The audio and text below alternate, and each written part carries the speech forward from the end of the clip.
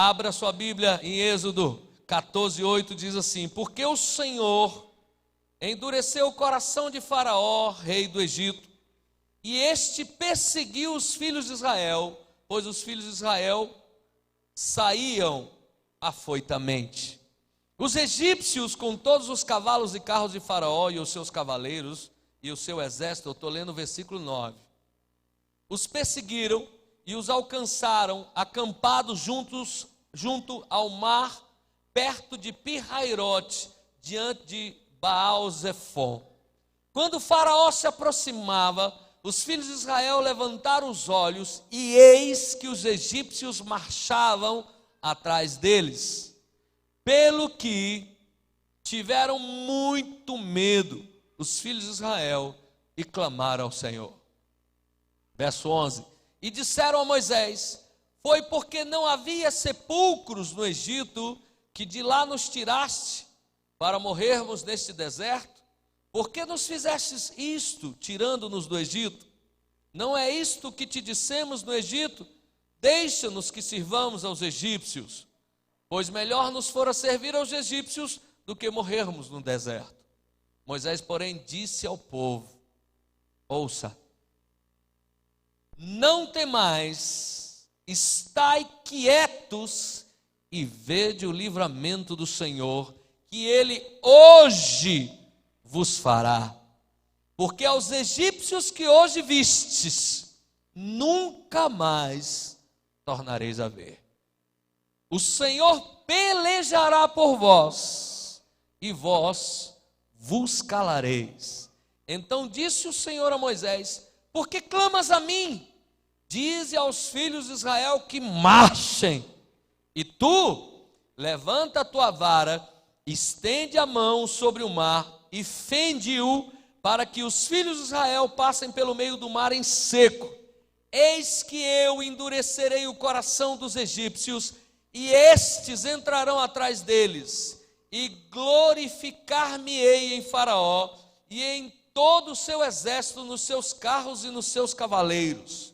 E os egípcios saberão que eu sou o Senhor, quando me tiver glorificado em Faraó, nos seus carros e nos seus cavaleiros. Então o anjo de Deus que ia diante do exército de Israel, diga: há um anjo de Deus andando na minha frente. Oh Jesus! Se retirou e se pôs atrás deles. Também a coluna de nuvem se retirou de diante deles e se pôs atrás, colocando-se entre o campo dos egípcios e o campo dos israelitas. Assim havia nuvem e trevas, contudo, aquela clareava a noite para Israel, de maneira que em toda a noite não se aproximou um do outro. Diga: Deus está atrapalhando o inimigo de me alcançar.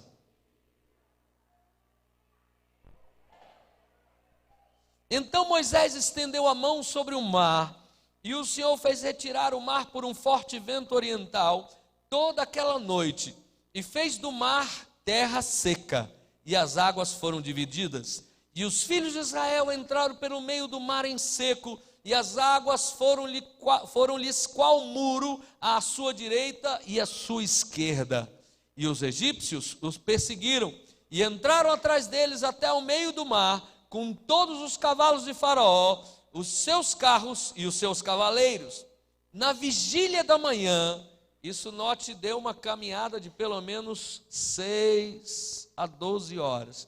Início da noite, 6 da tarde, início da manhã, 6 da manhã, 12 horas pelo menos. Na vigília da manhã, o Senhor, na coluna de fogo e da nuvem, olhou para o campo dos egípcios e alvoroçou-os o campo dos egípcios, embaraçou-lhes as rodas dos carros e fê-los andar dificultosamente, de modo que os egípcios disseram: fujamos de diante de Israel, porque o Senhor peleja contra os egípcios. Nisso o Senhor disse a Moisés: estende a mão sobre o mar, para que as águas se tornem sobre os egípcios, sobre os seus carros e sobre os seus cavaleiros. Então Moisés estendeu a mão sobre o mar, e o mar retornou à sua força ao amanhecer, e os egípcios fugiram de encontro a ele. Assim o Senhor derribou os egípcios no meio do mar. As águas, tornando, cobriram os carros e os cavaleiros. Todo o exército de Faraó que atrás deles havia entrado no mar, não ficou nem sequer um deles. Mas os filhos de Israel caminharam a pé enxuto pelo meio do mar. As águas foram-lhes qual muro à sua direita e à sua esquerda. Assim o Senhor naquele dia salvou Israel das mãos, ou da mão dos egípcios, e Israel viu os egípcios mortos na praia do mar. Diga amém. Você pode imaginar o poder dessa frase: o Senhor dos exércitos peleja por nós. Diga: eu tenho um Senhor, general de guerra, que nunca perdeu uma batalha, perdeu uma guerra, nunca. Ele está pelejando por mim. Amém? Diga: isso é mudança de mente. Acreditar que Deus guerreia por mim é ter uma mente diferente. Mas vamos para a palavra. Queridos, todos aqui, creio que sem exceção, já nos encontramos em situações complicadas.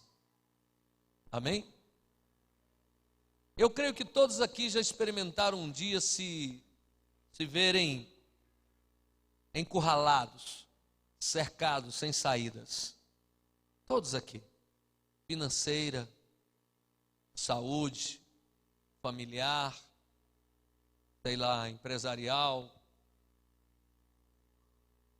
estudantil. Todos nós aqui já experimentamos um dia nos sentir assim, como que sem saída, como que sem porta, como que sem rumo, e os problemas se avolumando, nos sentindo pequenos, as coisas muito maiores do que nós, todos aqui. Aliás, acredito que inclusive hoje exista alguém ou alguns que estão sentados me ouvindo e se vejam em situações como essa. Estão aqui, mas talvez estão naquela frase famosa, pastor Hildo, missa de corpo presente, apesar daqui não ser uma igreja católica, mas está aqui e a sua mente está lá no problema que ele vai ter que enfrentar segunda-feira, na resposta que ele ainda não obteve, no dinheiro para cobrir a fatura que ainda não entrou, na prestação, seja lá o que for. Todos aqui já se viram numa situação como essa, e é possível que alguns hoje estejam se vendo numa situação como essa. E esse texto nos mostra uma situação assim. Olha que coisa.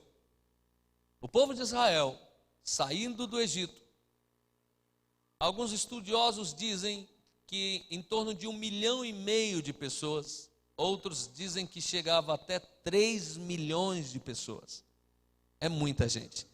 3 milhões de pessoas é Brasília, com suas cidades satélites. É muita gente. 3 milhões de pessoas. De repente, eles se deparam diante de um lugar onde tem na frente um mar intransponível. Talvez alguns pudessem nadando. Eu já nadei no Mar Vermelho, irmão, é bom demais. Quero que você nade lá. Pensa num negócio bom. Você sair do hotel e... Mas nesses dias não era dia para nadar. Alguns talvez conseguissem. Mas imagine você, 1,5 milhão a 3 milhões de pessoas, animais, senhoras, senhores, crianças, impossível. E vocês leram comigo, tinha de um dos lados Pirrairote, que era um lugar pantanoso.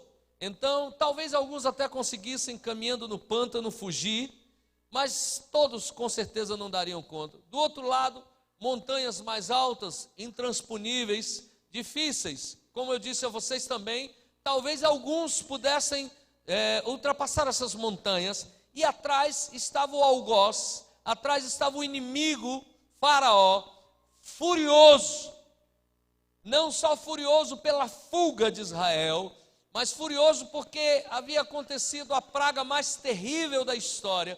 todos os primogênitos dos filhos dos egípcios, todos os filhos primeiro homem, todos morreram por causa de uma praga.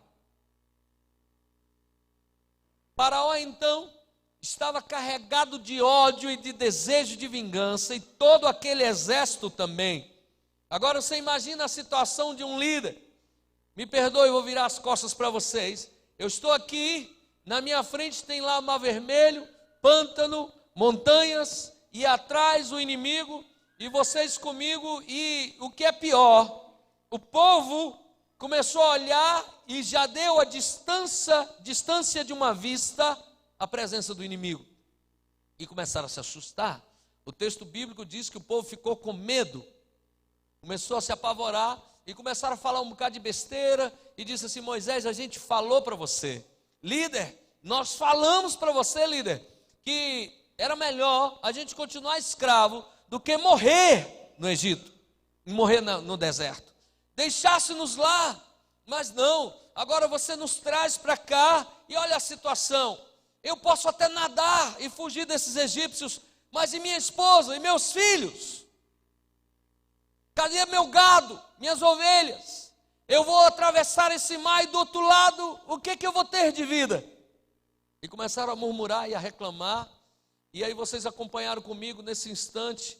O anjo do Senhor foi lá para trás, a coluna e o fogo foram lá para trás e começaram a proteger e tudo. Enfim, o povo de Israel estava de fato cercado, não tinha para onde fugir, não tinha saída.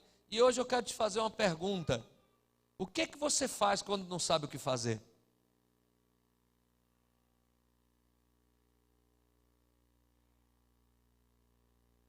Em situações como essa que eu já te falei, que todos nós já nos vimos, o que fazer quando não se sabe o que fazer? Eu amo a Bíblia, e como eu queria muito que você a amasse também. Eu acho que você a ama, amém? Amém?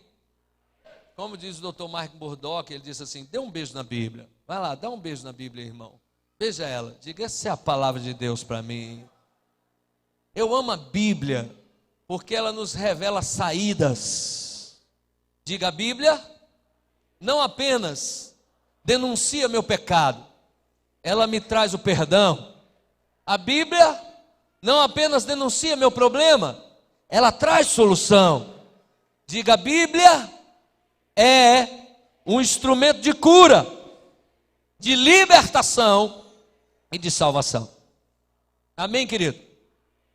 E olha que texto lindo. Estava o povo sem saber o que fazer.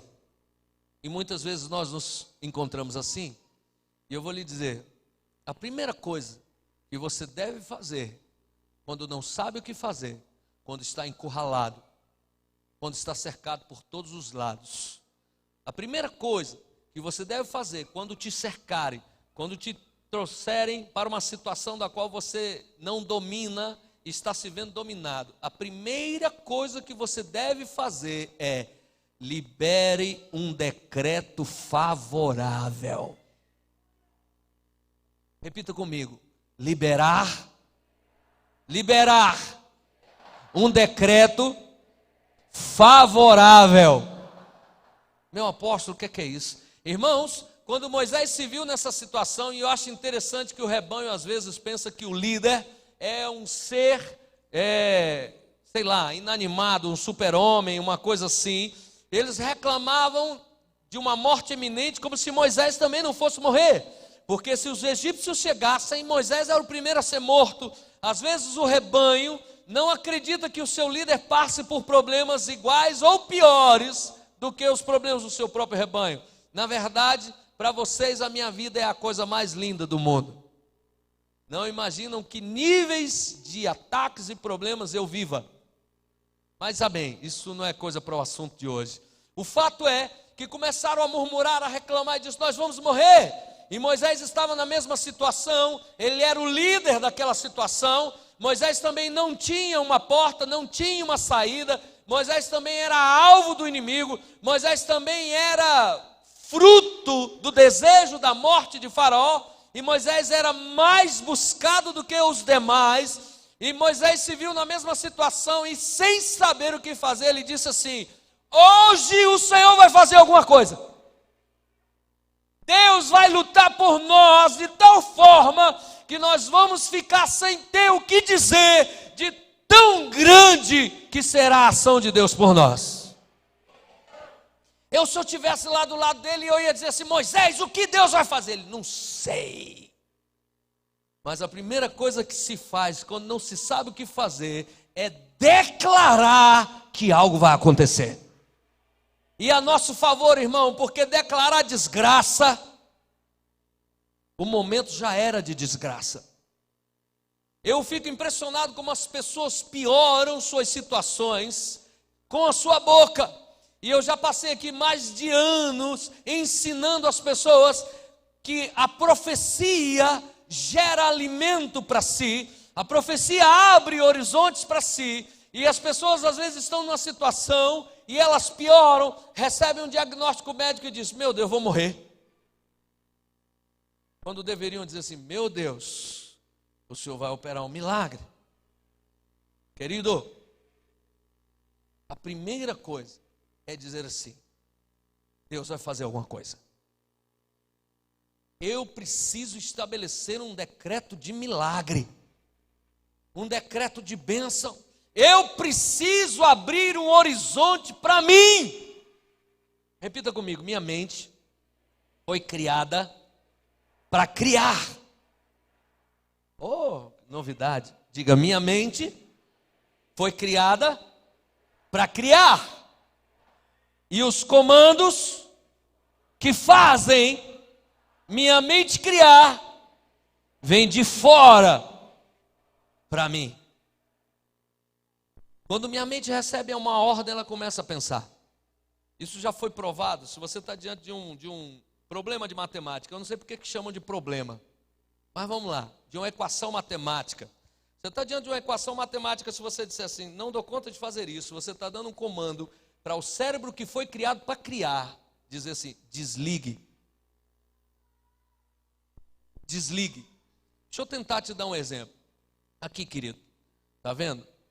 Esse meu equipamento eletrônico está ligado. E ele foi criado para isso, para eu subir, descer, levantar, mandar para lá e para cá.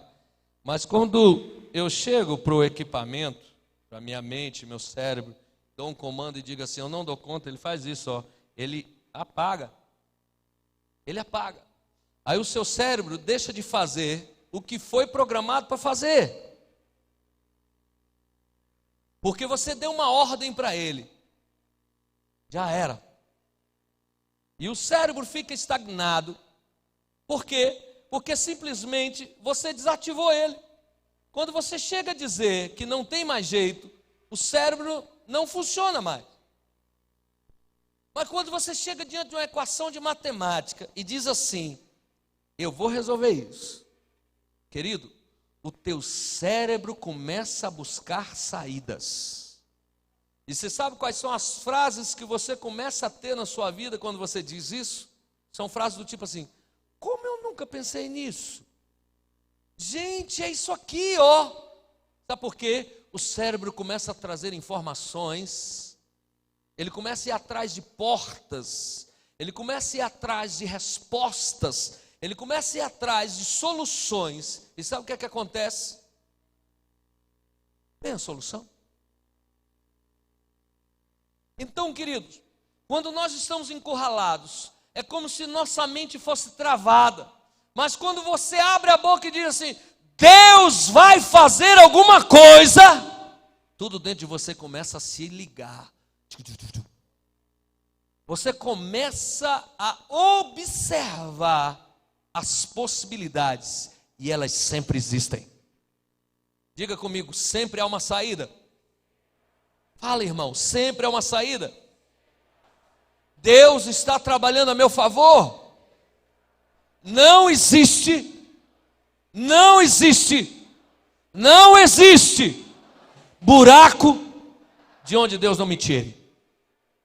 Tem pessoas, pastor Cacá, que chegam no meu gabinete e dizem assim: apóstolo, eu estou no fim do poço. Eu falei: glória a Deus. Como o senhor fala isso, apóstolo? Eu digo para o senhor que estou no fim do poço, o senhor diz glória a Deus. Eu falo, você chegou no fim do poço, meu filho, você não tem como afundar mais, agora é só sair do poço. Bora subir. Vamos subir. Porque cavar o poço você não vai mais, né? Então vamos sair. Queridos, nós começamos a trazer decretos que destroem nossa caminhada. E até aquele momento, Moisés não sabia o que fazer. Mas ele fez. Deus vai fazer alguma coisa. Você pode falar isso?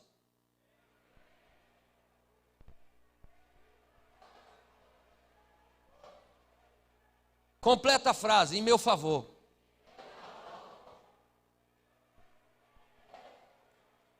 Em nome de Jesus. Olha, o nosso problema muitas vezes é porque nós queremos saber o que Deus vai fazer. Porque a gente quer ficar tranquilo. Porque a gente quer dominar as situações. E quem domina as situações é o Senhor, não somos nós. Mas que você é capaz de abrir a boca e dizer assim, Deus vai fazer alguma coisa em meu favor, isso você é capaz de fazer. Sim ou não? E agora, o que vai ser feito e como vai ser feito é com Deus, não é comigo. Diga, há sempre uma saída. Você já viu gente sendo curada de câncer? Já? Eu já. Você já viu deficiente físico sendo curado?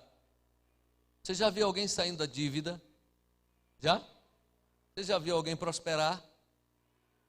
Você já viu ressuscitar mortos? Já ouviu? Já? Sim ou não? Você já ouviu todo tipo de problema e já ouviu que todo tipo de problema teve solução? Diga para mim também. Deus pode não fazer igual fez com o outro, mas que Ele vai fazer, Ele vai. Diga, quando eu tiver numa situação que eu não sei o que fazer, uma coisa eu sei, dizer que Deus vai fazer. Você dá conta? Dá conta, crente? Moisés chegou e disse, hoje... Vamos traduzir para a linguagem do Juninho. Hoje Deus vai arrebentar a boca do balão. Nós vamos dançar um street do outro lado da... Moisés usou a linguagem dele, disse, Deus hoje vai agir de tal forma que a gente vai ficar calado e não vai saber o que dizer. Irmãos, Deus é mestre em virar a mesa. A Bíblia deixa claro no livro de Números que Deus é tremendo para pegar armadilhas de Satanás e pegar Satanás nas suas próprias armadilhas. Deus é poderoso para transformar maldições em bênçãos. E eu aprendi um princípio, querido, que eu queria que você prestasse atenção e guardasse isso na sua vida.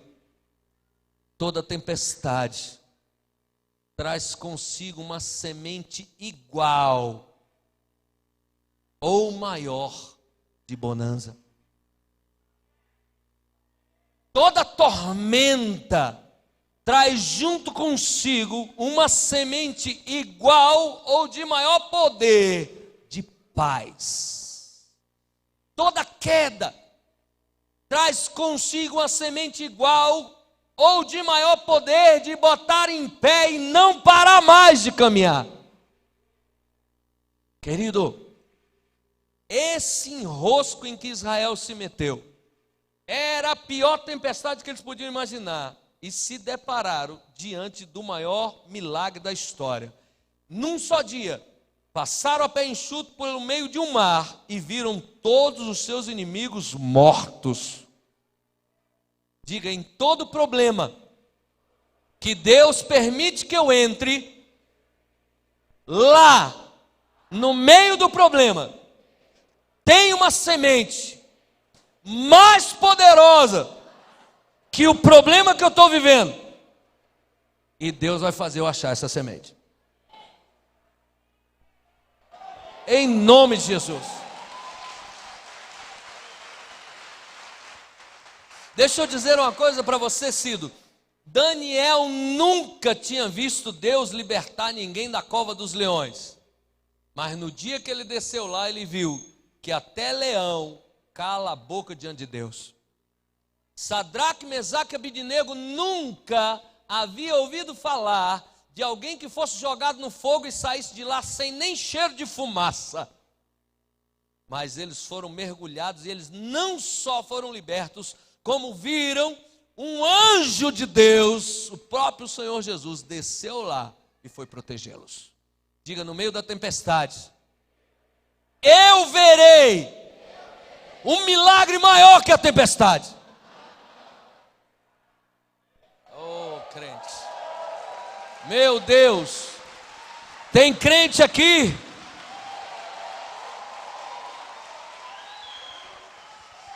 Diga a primeira coisa: liberar um decreto favorável. Se você não tem uma resposta, se você não sabe o que vai acontecer amanhã, mas hoje você pode dizer assim: amanhã Deus vai fazer algo a meu favor. Crente, deixa eu te fazer uma pergunta. Pensa comigo, hein? Ano de mudança de mente. Eu sei que você queria que Deus te dissesse o que Ele vai fazer, é ou não é? Sim ou não? Ok.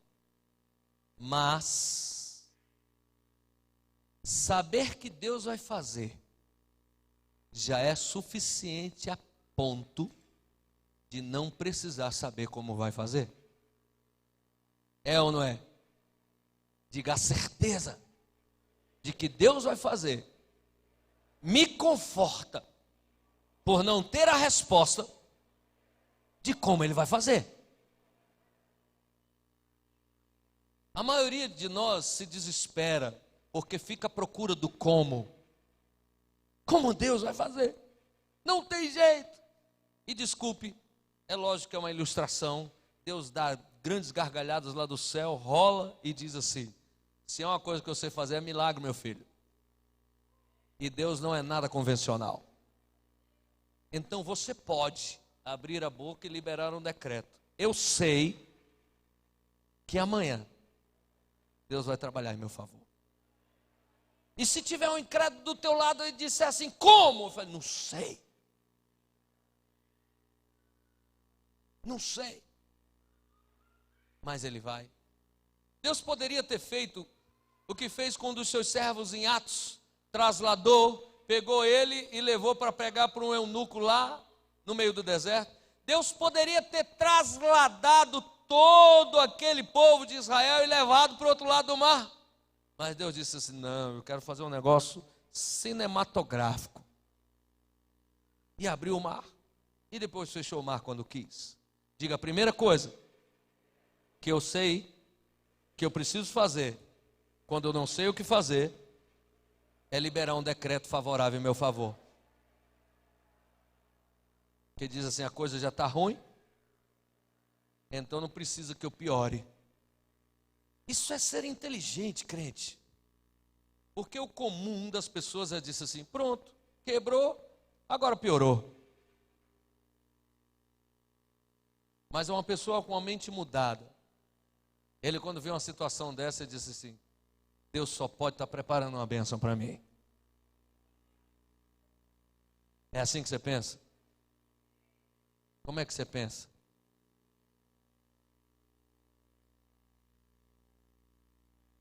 Você pode se dar um decreto. Você pode usar o nome de Deus para estabelecer um decreto. Tudo que Deus quer é que você creia e utilize o nome dele. Diga: a primeira coisa, um decreto favorável. Segunda coisa, clamar, orar, buscar. Olha que coisa interessante. Eu não havia parado para pensar que antes de começar a orar, Moisés liberou o decreto. Ele falou que Deus faria alguma coisa e foi buscar em Deus a resposta para aquela coisa. Diga: eu posso decretar antes mesmo de começar a orar. E aí então Moisés começou a orar. E olha, querido, a oração é a chave que muda o coração de Deus em nosso favor. Você tem uma chave para mudar, para mover, para dirigir, direcionar o coração de Deus para você. O nome dessa chave é oração. Deus ama que nós oremos, porque quando a gente ora, a gente conversa com Ele. E Deus nos criou para bater um papo com Ele. A Bíblia diz que em Gênesis, todos os dias, na virada do dia, Deus ia conversar com a criação dele. E quando você começa a orar, você começa a entrar na vida de Deus, e a vida de Deus começa a entrar na sua vida. A oração, queridos, é a chave que move o coração de Deus na nossa direção. Então diga, no dia da tempestade, vem o decreto e logo a oração. Porque funciona assim: Senhor, eu creio no que eu falei. Pai, move em meu favor. Diga, quando eu não souber o que fazer, eu preciso orar. Porque o diabo trabalha assim, querido. Ele trabalha na autoestima. E essa expressão é uma expressão que quer dizer como você se dá valor, ou como você não se dá valor, que é chamada baixa autoestima. E o diabo trabalha da seguinte forma: não adianta nem orar, viu? Você está errado. Ele poderia falar isso para os povos de Israel. Vocês foram rebeldes a Deus durante mais de 430 anos. Vocês agora aqui estão na beira do mar e estão murmurando. Bando de reclamão. Não adianta orar que Deus não vai ouvir não, viu? Seus bocudos. Porque a palavra diabo, uma das traduções para ela é acusador. E uma das tarefas que o diabo mais emprega contra nossas vidas é de nos acusar, para que não entremos na presença de Deus para receber dele misericórdia. Diga, Deus não me trata como eu trataria as pessoas. Obrigado, Senhor. Muito obrigado, Pai. Meu Deus, muito obrigado, porque o Senhor é curado e resolvido. Porque se ele não fosse, um dia ele já teria olhado para mim assim e disse: Paulinho, some da minha frente. Como eu já quis fazer isso com um monte de gente.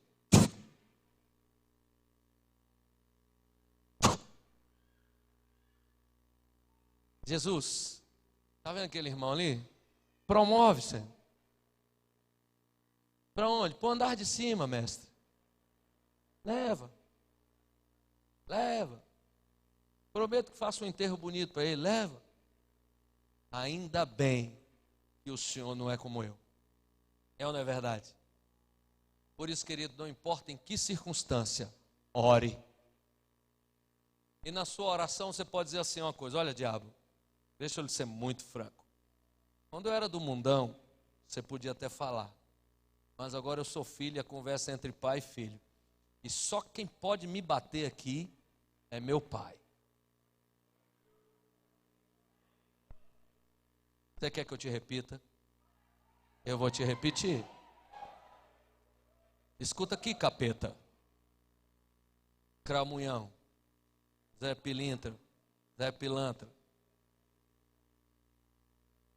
A conversa aqui é de pai e filho. E se ele quiser me bater, quem vai bater é ele. Não é você? Todas as vezes que eu tive que apartar Mateus e Natan, quando eles estavam muito intensos em amizade, um com o outro. Irmão tem essas intensidades, não é, irmão? Intensidades que às vezes deixam marcas e tudo. E que eu chego lá para acabar com essas intensidades. Eu digo para ele assim: quem bate aqui é pai. Irmão não bate em irmão.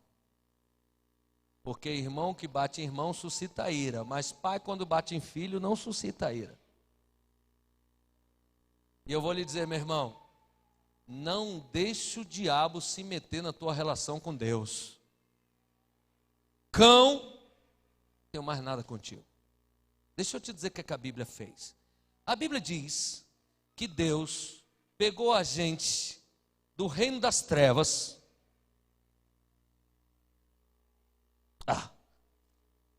e transportou. E esse altar tem uma parte preta e uma parte branca, viu?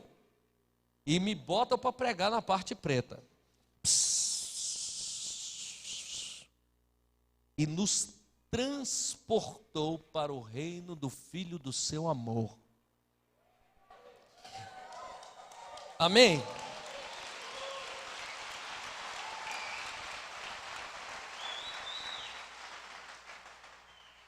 Aí o capeta fica de lá gritando: tu não vale nada, seu isso. Eu sei, mas agora eu sou dele, ó. E quem decide isso é ele. Você não. Consegue entender isso? Por isso, querido, em qualquer tempo, ore, que Deus vai te ouvir, nem que seja para te dar uma cajadada, mas Ele vai te ouvir. A resposta pode não ser a que você espera, mas será exatamente a que você precisa. Diga comigo: quando eu não souber o que fazer, além de um decreto favorável, não se esqueça, favorável, eu preciso orar. Terceira coisa, todas as vezes, e olha que nós já fomos transportados, amém? Quantos transportados temos aqui? Ok. Todas as vezes que você se encontrar numa situação como essa, Deus já colocou a solução contigo. Está lá. Você precisa achar. Deixa eu te contar umas duas historinhas, que aí você vai entender. Agar, que foi uma escrava de Abraão, ela teve um filho com Abraão. E Abraão, movido pela esposa, mandou ela embora, botou para ela água, comida, e mandou ela e o filho Ismael para o deserto. No meio da caminhada lá no deserto, acabou a água, acabou tudo, e a mulher começou a chorar. E chorou copiosamente, dizendo assim: vai morrer meu filho e eu. A Bíblia diz que ela colocou o filho à distância de um tiro de flecha, né? De arco. Isso. E deixou ele lá. E ficou a essa distância, não sei se 300 metros, eu sou péssimo para isso. E ela sentou-se e começou a chorar, longe dele. E chorava e disse assim: acabou a água, eu vou morrer. Eu vou morrer. Né? Eu vou morrer.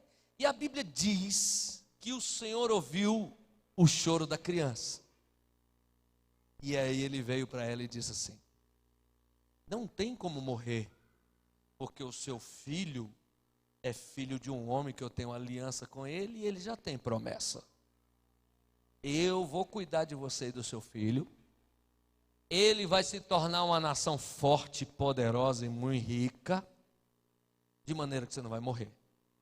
Quando Deus acabou de falar com ela, a Bíblia diz que ela olhou ao lado e viu uma nascente. Diga comigo: a nascente sempre esteve lá. Deus não a fez nascer. A questão é que o problema de Agar cegou-a a ponto de não ver a água. Às vezes nós estamos tão tomados pelo problema que a gente não vê a solução que está do lado. Quer ver? Deixa eu ler para você o que está escrito em Coríntios. Eu amo esse texto, irmão. 1 Coríntios 10, 13. Olha a fidelidade do Senhor. Não veio sobre vós tentação senão humana, mas, olha que frase extraordinária, para quem gosta de frases, olha só, mas fiel é Deus, que não vos deixará tentar acima do que podeis, Antes, junto, lado a lado, abraçado, grudado à tentação, dará também o escape para que possais suportar. Em toda situação difícil que Deus me permite entrar, já entra junto a solução. Então, quando você não souber o que fazer, comece a procurar, porque já está lá.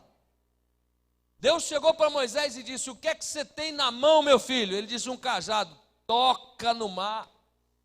Quando a viúva de um dos discípulos de Eliseu recebeu em casa os credores dizendo: vou levar seus filhos como pagamento da dívida, ela chegou para Eliseu e disse: o meu marido morreu e deixou dívidas, me ajude. E o profeta disse: o que é que você tem em casa? Ela disse: eu tenho um pouquinho de azeite. Ele disse: pronto, ali está a saída. Diga: sempre, sempre, sem exceções, 100%, 100%. Fala, crente, bora lá. Sempre, sempre tem uma saída. Meu Deus, aleluia. Vira para o irmão que está do teu lado e diz assim: meu Deus, eu já tenho, a saída está em mim. Agora, quem é crente mesmo diz assim: eu vou dar conta. Eu creio.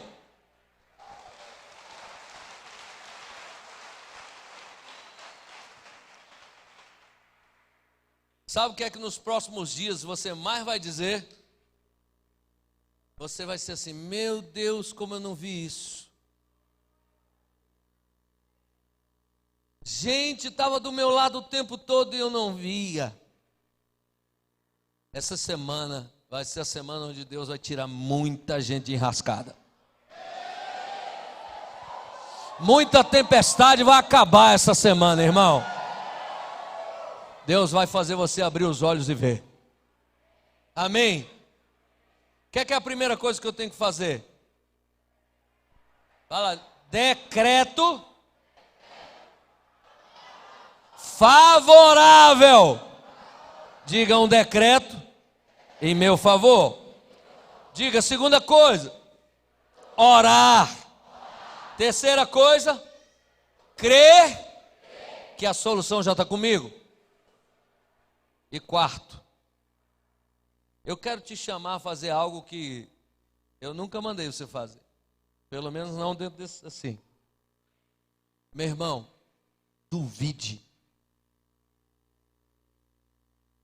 Duvide. Duvide do que o inimigo diz a seu respeito. Se ele disser assim: você não dá conta, diga para ele: por quê? Quem diz que eu não dou conta? Espera aí, deixa eu ver. Duvide. Se disserem para você que é o fim, diga para eles assim: por que é o fim? Irmão, duvide das coisas que vêm lacradas, fechadas para você contra o propósito de Deus na sua vida. Duvide do fim. Duvide que você perdeu. Duvide das pessoas que dizem que você não dá conta. Irmão, sabe por que eu gosto de ouvir vencedores? Eu gosto de ouvir vencedores. E todas as vezes quando você ouve um vencedor, ele diz assim: sabe por que eu me meti nisso? Por quê? Porque me disseram que eu não daria conta. Quando disserem para você que você não vai dar conta, duvide e vá tentar. Quando disserem para você que você não é capaz, vá você mesmo provar. Não deixe que ninguém diga a você do que você é ou não capaz. Duvide quando as pessoas quiserem colocar limites na sua vida. Duvide, porque Deus te chamou a ultrapassar limites. Duvide que Deus tem estabelecido alguém para determinar fim à sua vida. Duvide, porque o decreto vem da boca de Deus para a sua vida. Duvide.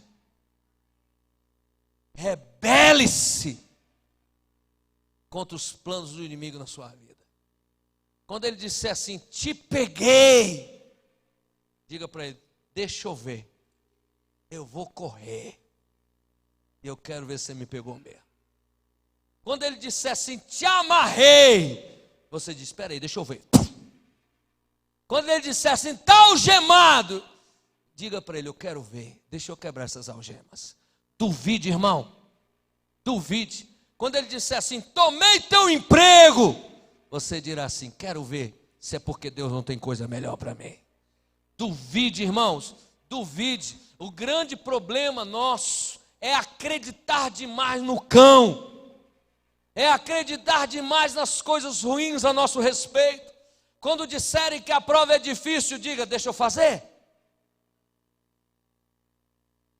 Quando disserem, vai fazer prova de volante de novo, vai tomar pau, duvide. Diga, essa eu quero ver, me dá esse volante aí, vamos ver. Passei, você disse que eu não ia passar. Irmãos, eu ouvi uma frase, e eu já confessei esse pecado aqui em público. Eu gosto de ver jiu-jitsu, gosto de um ultimate fight. Jesus que me liberte disso aí, eu gosto. Mas tem uma frase que diz assim, campeões não ultrapassam os limites do seu inimigo, mas ultrapassam os seus próprios limites. Quando disserem para você, chega, você diz, espera aí, deixa eu ver se eu tenho mais um passo para dar. Duvide do que o mundo anda dizendo para você. Porque o mundo tem o costume de colocar a gente dentro de uma caixinha. É só isso aqui que você dá conta. Duvide. Eu tenho certeza que você dá conta demais. Isso aqui você nunca vai aprender. Por quê? Por que eu não vou aprender? Diga comigo, a minha mente é uma bênção. Não há o que ela não possa aprender. Se disser para você assim, seu filho nunca vai andar, eu falo, vamos ver. Eu duvido, doutor. Aliás, um dia eu vou trazer ele aqui andando. Duvide, querido. Duvide de decretos malignos. Duvide de sentenças maldosas. Duvide. Decrete o contrário. Não deixe. O inimigo estava dizendo assim, chegou teu fim, Israel. E Moisés disse assim, eu quero ver. E Moisés viu o livramento. Então, meu irmão, em situações como essa, de dizerem que não tem saída, duvide, porque sempre haverá uma saída. Não aceite, rebele-se contra essas situações. Amém? Diga, o mar vai se abrir e eu vou passar. E lá do outro lado do mar, eu vou dizer para as dificuldades,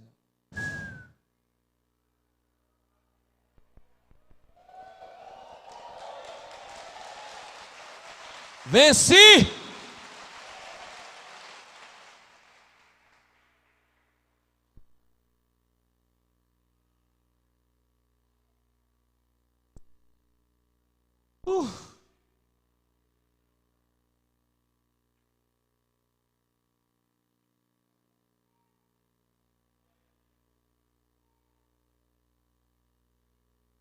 Crente, deixa eu te falar um negócio. Toda vez que você ouve palavras que designam o seu destino, quando você passa daquela porta ali, você é aprovado. Todas as vezes. Porque Deus, Ele é fiel. Ele te entrega antes as ferramentas, as armas, para você lutar lá fora. Quando Deus me deu essa palavra para trazer a você, é porque eu tenho certeza que esta semana é uma semana de ver mar se abrindo. É uma semana de ver inimigo tombando. É a semana de ser desafiado. Agora, se você simplesmente esquecer de tudo que você ouviu hoje, saiu dali, a primeira dificuldade, você diz, ai meu Deus, e agora? E agora o que, crente? Abra a boca e libera um decreto. Comece a orar. Comece a orar. e acredite que Deus tem uma solução para a sua vida. Amém, querido? E diga para o capeta: capeta, eu duvido de você. Então, eu tenho convicção que esta semana é uma semana em que o Senhor decidiu fazer você caminhar a pé enxuto. É uma semana em que eu acredito que o Senhor vai preparar situações para que o seu decreto seja anunciado. Uma vez, minha mãe passou o dia inteiro hoje lá em casa, minha mãe e meu irmão, fomos pescar uns peixes lá no tanque, tirei até foto, tem umas tilápias imensas lá, estão tudo aqui nadando agora. Enfim, e o Mateus devia ter meses, ou é o Natan, eu sempre confundo esse episódio. E minha mãe caiu de uma escada, queridos, muito mais alta do que eu. Minha mãe tem 77 anos hoje, mas ela caiu de uma escada, talvez essa altura assim. Eu estava chegando na escada e minha mãe caiu de cara, nos meus pés, e não respirava. Minha esposa saiu correndo, a irmã dela estava junto, começaram a gritar, e minha esposa chama minha mãe de vó: minha avó morreu, minha avó morreu. E eu peguei minha mãe sem respirar, e Deus puxou. Se há uma coisa que eu tenho convicção que foi Deus, porque os céus e a terra se comunicam por decretos. Deus puxou da minha boca uma palavra e eu disse assim: espírito de morte, solta minha mãe. Aí minha mãe voltou a respirar. O que eu quero te dizer é que eu não sabia o que fazer, eu não sou médico. Nem respiração boca a boca eu saberia fazer. Eu não sabia o que fazer. Eu estava com a minha mãe morta nos meus braços. Minha mãe começou a respirar. Peguei, eu botei no colo, botei no carro e levei para o hospital. Fraturou o punho. Foi a coisa mais horrível do planeta. Ainda engessaram o braço dela errado. Eu tive que trazê-la de volta. A gente estava na Bahia e fui levá-la para fazer uma cirurgia. Minha mãe passou quase um ano sem poder levantar o braço assim, ó. E minha mãe gosta de tricô, de crochê. E o médico disse para ela: a senhora nunca mais vai poder tricotar. Tiveram que colocar uma tração no punho da minha mãe. E um dia eu estava num culto como esse aqui, na minha igreja. E uma secretária que trabalhava na minha casa pegou na mão da minha mãe. E eu falei: agora vamos orar. E essa secretária começou a ministrar na minha mãe. Quando eu abro o olho, está minha mãe com os dois bracinhos para cima, pulando dentro da igreja. Glória a Deus, glória a Deus, glória a Deus. Passou hoje a manhã quase toda capinando meu quintal com um braço que o médico disse que nunca mais ela levantaria. Duvide, irmão. Duvide daquilo que Deus não decidiu na sua vida. Então, ao sair daqui, você tem na sua boca decretos que vão determinar a sua vida. Por isso que eu fiz questão de dizer decretos favoráveis, porque eu sei que decretos ruins você já sabe fazer muito bem. Diga essa semana: eu verei o mar se abrindo, eu passando e o inimigo ficando para trás. E se eu não ver Jesus na minha frente, é porque foi lá para trás para parar o inimigo. Em nome de Jesus. Vamos ficar de pé.